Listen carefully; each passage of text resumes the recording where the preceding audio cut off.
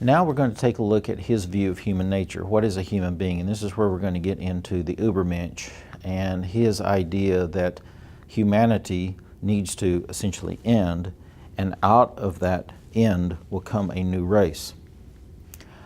With a purely materialistic view of humanity, Nietzsche thinks that human beings need to evolve to the next level, something that's beyond human, something that is superhuman. He accepts the basic idea of Darwinian evolution, which in his day was increasingly common. He was about 15 years old when Origin of the Species was written, and I think in his mid-20s when Descent of Man came out.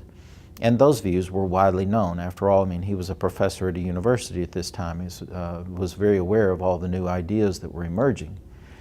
And so, even though it may not have been a majority view, it was one that he accepted. He accepted that in one way or another, the details were still murky, they're still coming out, but human beings had evolved from the lower beasts. So he does not have a high view of humanity. There's no inherent dignity in human beings. But he sees us kind of at a plateau.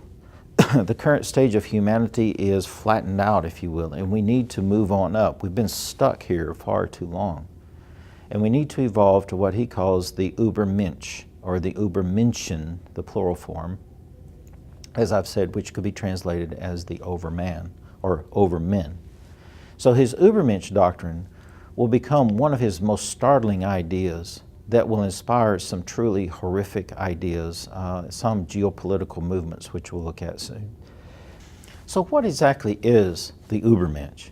The Ubermensch is a new kind of person who will overcome human nature to become a kind of a new species, something beyond human. And so he simply referred to it as the Ubermensch, a kind of Superman, Overman, or superhuman of some sort.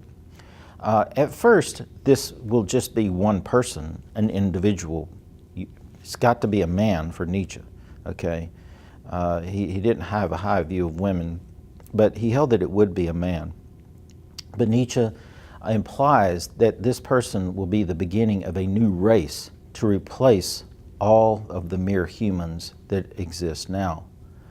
So how does this first Ubermensch emerge? Well, he will dominate everyone by completely eschewing all traditional morality, and he will seize power and essentially climb up the ladder, if you will, to the top of the heap, if you will, okay? And he will revive a lost but necessary kind of evolutionary power, the idea of survival at all costs, setting aside all of the old traditional rules about protecting the weak and the sick and so forth and so on. He will dominate, and if need be, he will use predation to do so. And so he will not have pity. He will essentially be ruthless, okay? And so this Ubermensch will overcome what Nietzsche calls the last man. Now, what is the last man? This is the last puny, weakling stage of humanity, if you will. It's like the Ubermensch is going to come along and set aside this weak form of humanity. Nietzsche prophesies that the human race, as we know ourselves today, is the race of a last man. We are at the final stage of a kind of puny, weak, and fragile race that's called humanity. Our values promote weak, sick, and lazy people, and we are kind of this last man. The necessary stage requires by nature that a kind of Ubermensch will emerge to transcend and flush away this old, weak humanity with a new race of Ubermenschen, a super race of people, a super race of all moral but very physically robust people. Now, what about the idea of inequality? He says, justice speaks, men are not equal, nor shall they become equal. The whole idea of equality is part of this last man. Equality is a weak value that leads to this weak race of humans that will need to be overcome by an Ubermensch, a Superman.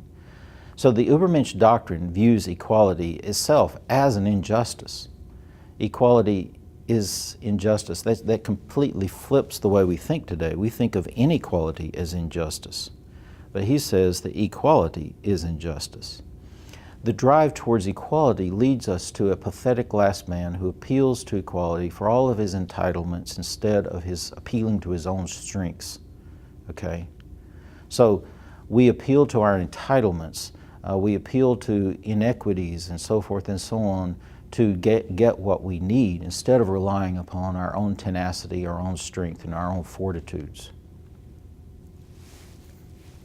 He says, quote, "But the awakened and knowing say, body I am entirely, and nothing else, and soul is only a word for something about the body." Now, as a pure materialist for both the universe and for humans, Nietzsche believes that the soul is material. So he rejects what he calls soul atomism. Not many people use that term anymore, but the idea of an indestructible, eternal, spiritual thing that's within us he utterly rejects that. Being a materialist, he's going to completely disdain and reject any type of substance dualism. So people he said, who deeply suffer create the idea of the soul and the idea of an afterworld and the afterlife. It's a kind of madness of bliss to help us carry on. It's this idea of hope springs eternal. We created the afterworld because we're suffering so much, and we have to try to imbue that suffering with some kind of meaning. So for Nietzsche, human beings cease to exist when they die. Thus, he holds that we can live this life and emphasize this life, knowing that when it's over, it's over. And so you see this very type of ethic and thinking with most people who fall into an atheistic way of thinking, that any thought of the afterlife somehow or another detracts emphasis from this life. And so give up the afterlife and focus on this life. And so that's something that runs through most of atheistic thinking.